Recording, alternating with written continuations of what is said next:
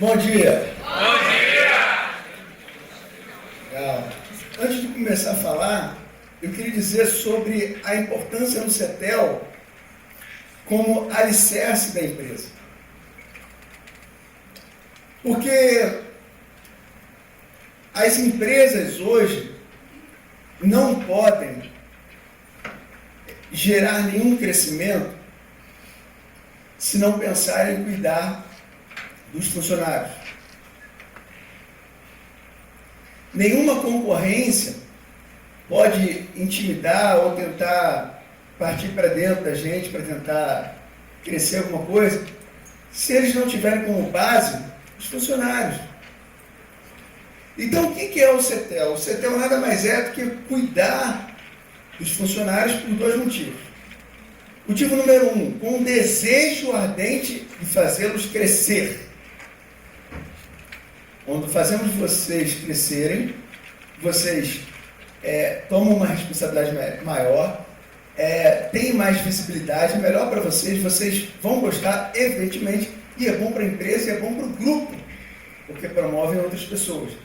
Esse é o objetivo número 1 da formação de líderes. Aí, de repente, você pergunta, poxa, mas tem gente aqui dentro que não vai, que está aqui, mas fala assim, não quero crescer, tal. Não tem problema. A pessoa vai ficar aqui, mas ela vai melhorar a qualidade de vida dela. Ela vai melhorar o relacionamento dela com outras pessoas. Ela vai melhorar o relacionamento dentro da casa dela. Ela vai melhorar o que a mente dela produz. Ela vai melhorar a forma de pensar. Ela vai melhorar como o coração dela deve agir. E isso é fundamental. E as pessoas dão pouco valor a isso, mas não há nada mais precioso do que isso. Hoje, eu faço vídeos para colocar no YouTube e o objetivo principal dos vídeos eram só os funcionários. Então eu sempre pensei em, vamos atingir dezenas de pessoas. Só que de dezenas passou para centenas. De centenas já tem milhares de pessoas comentando. Então a linguagem que eu falo para os meus funcionários estão atingindo pessoas de fora, porque pessoas de fora têm visto em nós uma preocupação constante com os liderados, mesmo em meio aos nossos erros naturais, comuns em qualquer empresa.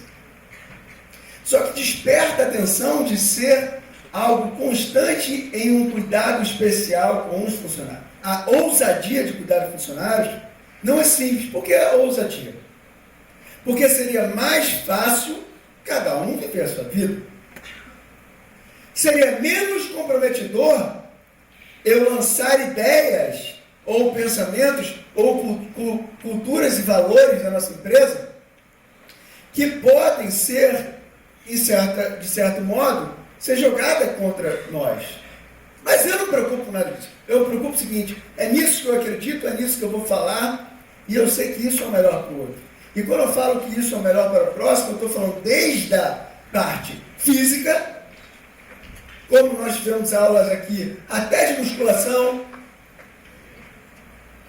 até de pilates, até de como cuidar do seu corpo. Tivemos aula de alimentação, quais são os melhores alimentos, o que você deve comer, o que você não deve comer, está lembrado? Olha quanta coisa. Tivemos várias coisas, área profissional, como atender melhor o cliente, como vender, como receber as pessoas, toda essa área. Como se posicionar no mercado, técnicas de mercado, o que a gente está fazendo de bom, como que a gente está projetando a área de crescimento, como que vai ser nosso futuro na área de entretenimento, como nós vamos conquistar o mundo, tudo isso. Eu poderia focar só nisso. Não, mas a gente tem físico, nós temos profissional e temos também o lado mental, que no meu lado de pensar, e aí isso é algo pessoal, eu entendo como algo espiritual, que é como? Entender como Deus pode agir na nossa vida. E eu não estou falando de religião. Eu estou falando de que Deus é bom e Ele ao teu lado facilita.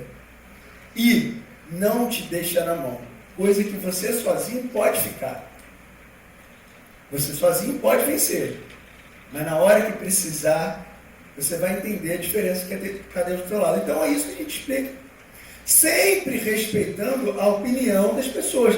Tanto para a área espiritual quanto para a área profissional. E a área do corpo também. Da mesma forma que teve gente que ouviu que comer batata frita não faz bem, e a pessoa continua comendo, a gente ensina outras coisas, às vezes as pessoas não seguem, tudo bem. Mas o poder de você ter o conhecimento faz com que você evite coisas e deixe de errar. E, principalmente, se você errar, você estará errando consciente. Porque depois que você assistiu aquela palestra, você nunca mais comeu uma batata frita sem peso na consciência. Isso não é verdade. Você pode comer, né, no McDonald's, né? Hambúrguer e tal, mas tem um peso da consciência, não tem? Tem um peso. Então, pessoal, deixando claro, o CETEL é um desejo ardente que eu tenho no meu coração de ver a vida de vocês melhorar a cada dia mais. Não só no trabalho, que poderia ser a visão de um mercenário, mas como pessoa, como ser humano, no seu dia a dia, etc. Ok? Hoje,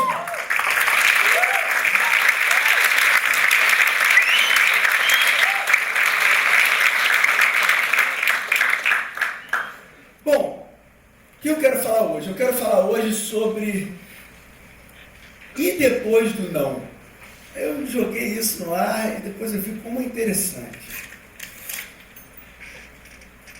Porque ouvir o sim é muito fácil.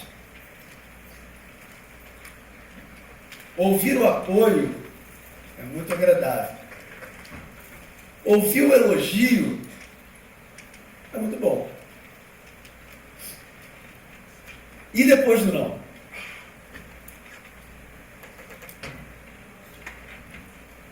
Vai pensando. Enquanto você ouve só sim, é muito bom. E depois do não?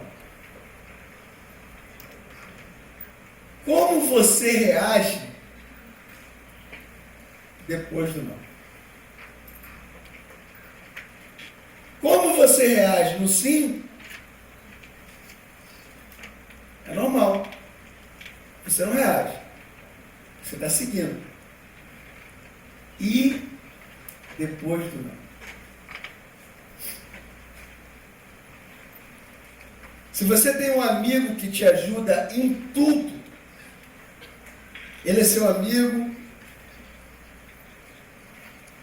e em algum momento esse amigo te diz não para alguma coisa, como você reage?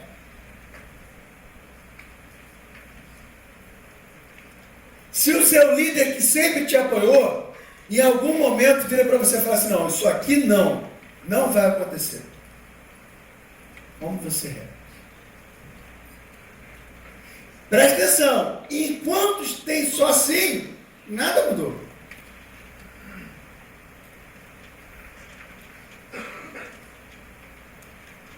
Eu quero saber o seguinte, qual é o seu nível de gratidão a essa pessoa? Ou você só foi grato enquanto ela disse sim? Se você só foi grato enquanto ela disse sim, você não foi grato. Você foi favorável ao seu interesse.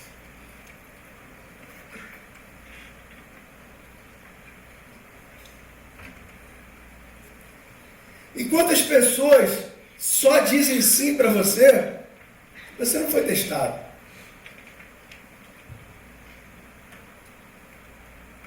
Não tem como você conhecer uma pessoa se você só diz sim para ela. Aprende isso. Isso serve para qualquer relacionamento. Profissional, pessoal, sentimental, se for. Enquanto só tem sim, é maravilha, cara. E depois do não, e depois da dificuldade, enquanto só tem docinho, tá bom. Mas come 1 quilo de sal do lado da pessoa e veja a reação dela. Qual é o seu nível de comprometimento? Ou melhor, qual é o significado da palavra comprometimento?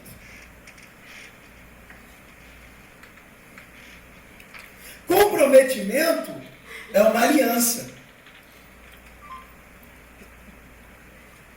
Se ela é uma aliança, ela não quebra, independente da situação.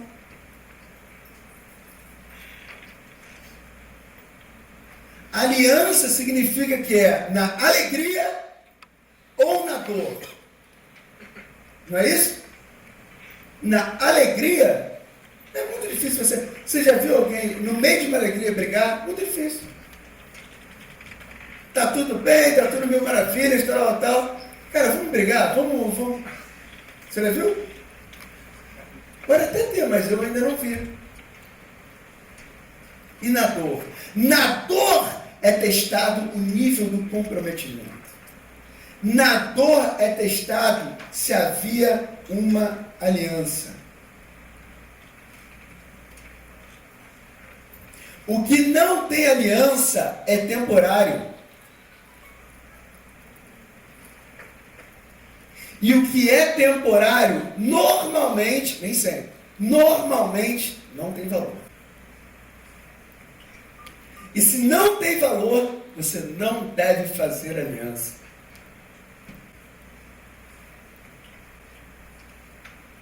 Você pode tirar valor de algo temporário, mas não pode tirar uma aliança de algo temporário. Para que haja comprometimento, para que haja uma aliança, para que haja fidelidade após o não há nada melhor do que tudo ser pautado na verdade.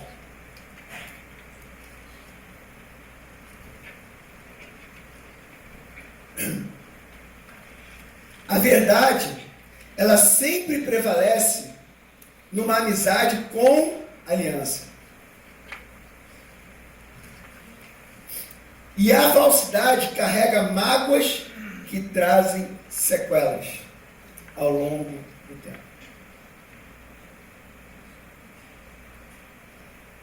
A importância da aliança, a importância da verdade, não tem preço. Nessa semana, a gente fez uma reunião, no início de semana, só entre os gerentes. E eu botei o tema da reunião. Qual o tema da reunião? Lavar roupa suja. A pessoa, caramba, que tema é esse? Ué, você está entre os líderes. Será que não tem roupa suja para lavar? Claro que tem. Mas, antes de começar a reunião, eu falei assim, olha só, todos nós aqui nos amamos, não vamos deixar de nos amar. Quando a gente sair daqui, a gente pode se abraçar lá fora e jantar e tal. Mas nesse momento, é o momento da gente ter o desejo de mostrar ao outro que está errado e em prol de termos um futuro melhor. Em prol do futuro dele ou dela melhor. Isso não é errado, isso é verdade. Isso é aliança. Diferente disso seria guardar problemas e mágoas e carregar dentro de você. E graças a Deus a postura de todos foi: obrigado pelas suas palavras, fulano, obrigado pelas suas palavras, Beltrano, obrigado pelas suas. Cada um agradeceu ao outro depois de haverem, entre aspas, acusações. Porque existem dois tipos de crítica: a para te derrubar e a para querer te ver melhor. Então a primeira coisa que você tem que fazer quando houve uma crítica é quem está falando e o que essa pessoa está querendo comigo.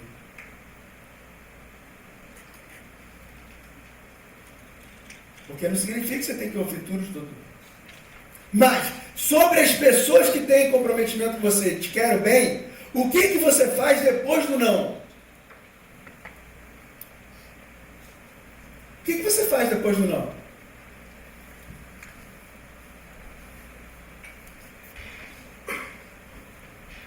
Depois do não, você pode se tornar um rebelde. E é o que a maioria faz.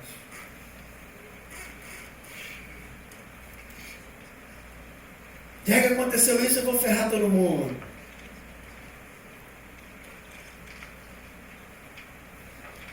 A verdade, ela sempre prevalece. Ela sempre... eu sempre disse essa frase, a verdade ela dói na hora. E a falsidade vai te machucar para sempre. Eu sempre falei que as pessoas que eu mais amo são os que eu mais, entre aspas, bato. Porque enquanto eu estiver, entre aspas, batendo alguém, significa porque eu acredito, porque eu vejo potencial. E se eu simplesmente me calar, é porque, tipo assim, não vai. Só que muitas pessoas entendem que uma crítica,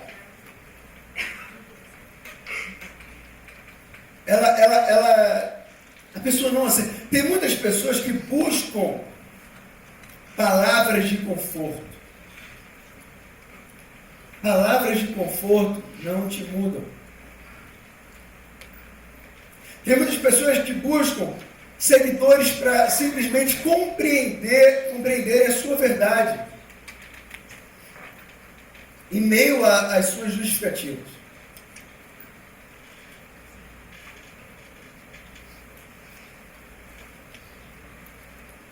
Então é aquela pessoa que está, sei lá, passando um momento difícil, por algum motivo, ou, sei lá, por alguma pressão, por alguma coisa, e ao invés dela ser confrontada, ela vai ter aquelas pessoas que falam, ah, não, é assim mesmo, vira assim, não, você está ótimo, ó, você... Mas às vezes é melhor você ouvir um confronto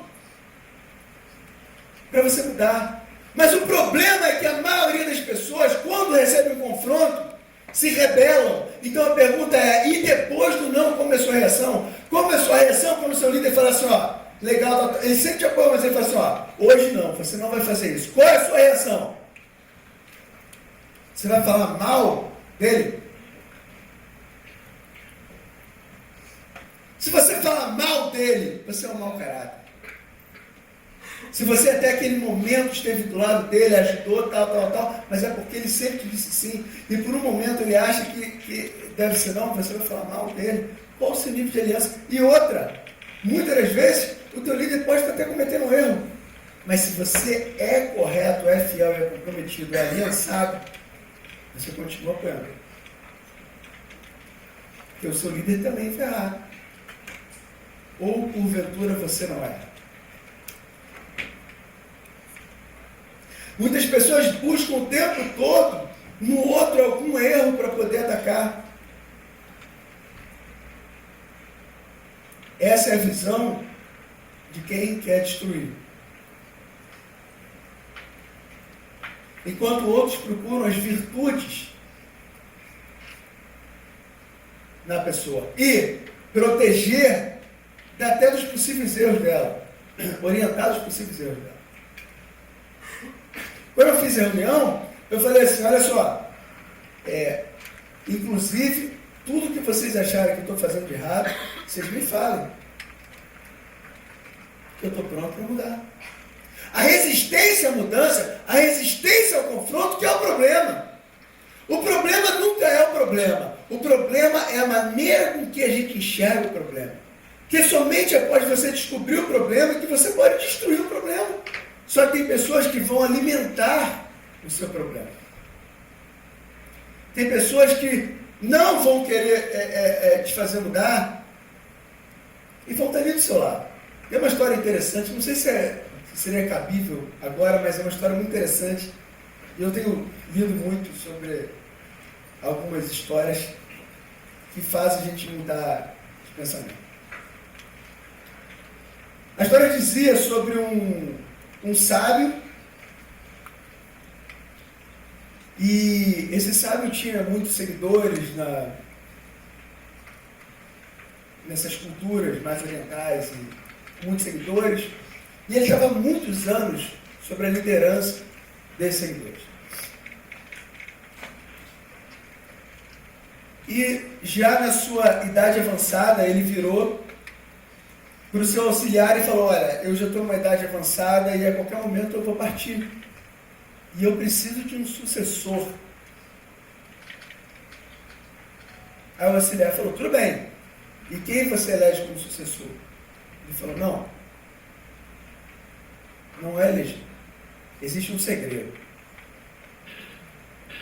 E eu vou te falar o segredo. E você vai nomear o sucessor. Aí ele falou: tá bom. E assim foi falado para ele. E após a morte dele, ele reuniu todo aquele povo. E falou: ó, eu como auxiliar do nosso líder tal, estou aqui hoje para nomear o sucessor.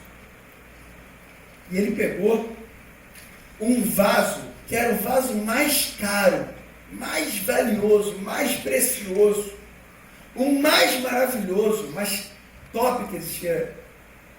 E ele colocou o vaso ali na frente. Um vaso lindo, valiosíssimo, caríssimo. E pegou uma flor que era a flor mais rara, mais difícil de encontrar, que só encontrava no topo de uma montanha que havia lá e que quase ninguém conseguia subir. E colocou aquela flor. E ele virou para o povo e falou assim: eis aqui o problema. Aí o povo, um para o lado do outro: como assim problema? Cara louco, aquilo ali é maravilhoso, é o vaso mais precioso. Aquela flor, tá, meu sonho era ter aquela flor, tá, aquela discussão entre eles. E olha, aquilo é lindo, é como a discussão. E de repente sai lá do fundo uma criança, vem correndo em direção ao vaso, vem correndo e pá, quebra o vaso, quebra tudo e destrói tudo. E o auxiliar vira e fala: eis aqui o novo sucessor. Pois diante de um problema, não importa se é valioso, se é caro, se é raro, se é precioso, destrua o problema. E aí, as pessoas ficaram refletindo horas. Por quê? Porque mediante ao problema, não importa. Ele falou assim, ó, eis aqui o problema. Ele não explicou mais nada. Ele falou, eis aqui o problema. Então, muitas vezes a gente quer pessoas do nosso lado que vão alimentar nossas, muitas vezes, infantilidade. E o que nós precisamos são pessoas para nos confrontar, para que a gente possa crescer. O amor não interfere no confronto. O confronto cura. A nossa reunião foi amizade. Depois do não, a gente continuou mais amigo. Enquanto assim, não há teste. Enquanto não há confronto, não há teste de caráter. E caráter são as suas atitudes espontâneas, sejam elas boas ou más. Espontâneas. Se elas são espontâneas, elas não são planejadas. Porque o que é planejado é raciocinado. E o que é raciocinado dá tempo de você ver se você vai errar ou não. Mas o que você toma de atitude espontânea revela o teu caráter. E o que revela o teu caráter revela o seu coração. Então pense no que você toma como atitude espontânea, de como você se rebela em determinadas situações. Porque isso revela o seu caráter. Em qualquer relacionamento isso, numa amizade, numa sociedade, num namoro, seja o que for, você só conhece a pessoa depois de dizer não para ela. Vocês já viram situações assim? Na sua equipe, enquanto você disser sim para a sua equipe, nada foi testado. Uma vez eu falei, conversando com o Gerente Gerais depois, e é bom até o pessoal saber. Eu sempre fiz um teste antes da pessoa virar gerente geral. Antes da pessoa virar gerente geral, tipo assim, eu estou vendo que a pessoa é boa, tem futuro, está indo bem, está indo bem, ótimo. Ótimo. Grande profissional, tal, ótimo. Beleza, vai crescer. Sabe o que eu faço? Testo a pessoa de tudo que é forma. Testo a pessoa sabendo que 90% das pessoas no teste que eu vou fazer vão me xingar e me mandar para outro lugar. Mas é isso que eu quero ver. Porque se a pessoa for fiel nos seus maiores testes, na sua maior dificuldade, ela vai ser fiel em outros momentos.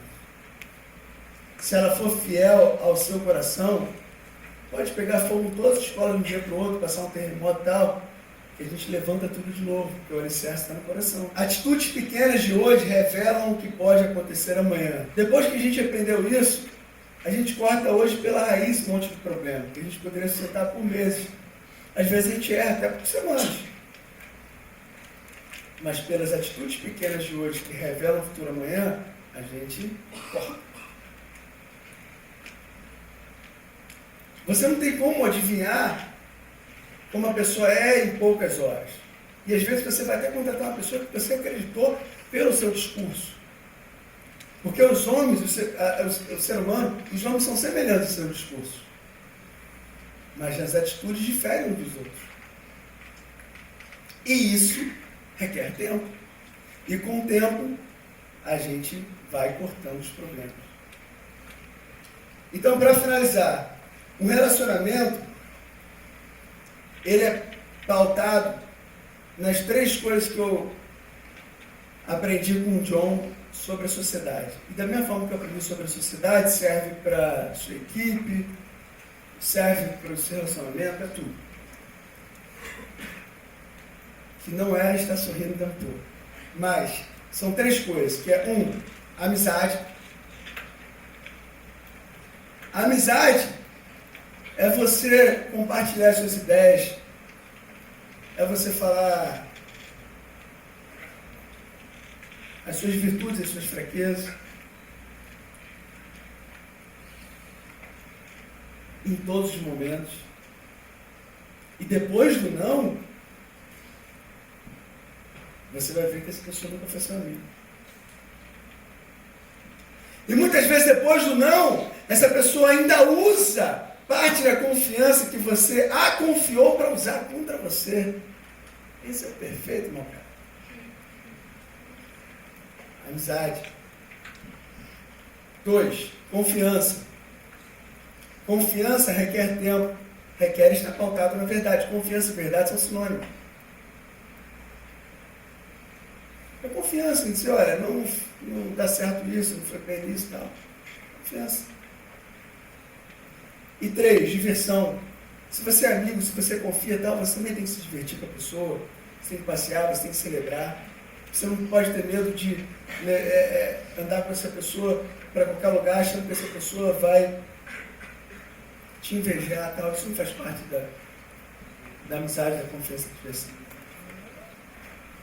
Mas, se depois disso tudo, a pessoa ainda te trair, após você dizer um não para ela, para o bem dela, se ela te trair, se deixar, se for,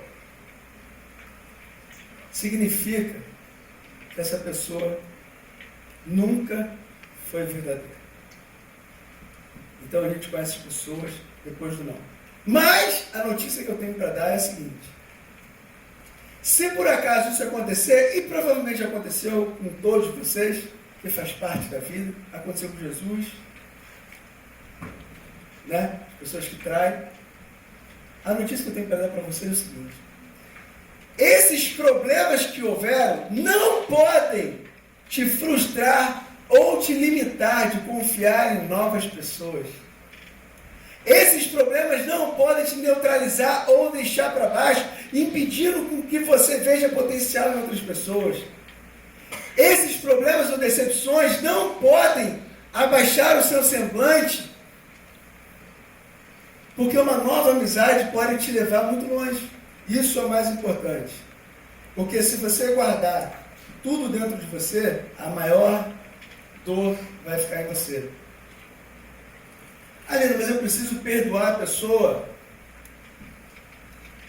Você precisa perdoar, isso não significa dar uma nova chance. Perdoar não está ligada a quem, mas está ligado à sua própria alma. Eu li uma coisa essa semana e termino com isso, que eu postei até no Face, que eu achei muito fantástico sobre perdoar. Olha que interessante, diz assim, ó, você foi perdoado. Quando Deus o perdoa, cara, isso aqui é muito sinistro. Quando Deus o perdoa, mas você se recusa a se perdoar, está, olha as palavras, está menosprezando a graça dele e optando por ser infeliz.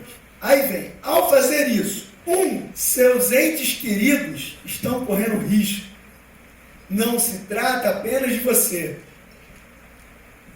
Quando se deixa chafundar na culpa, você tende a ser mais retraído,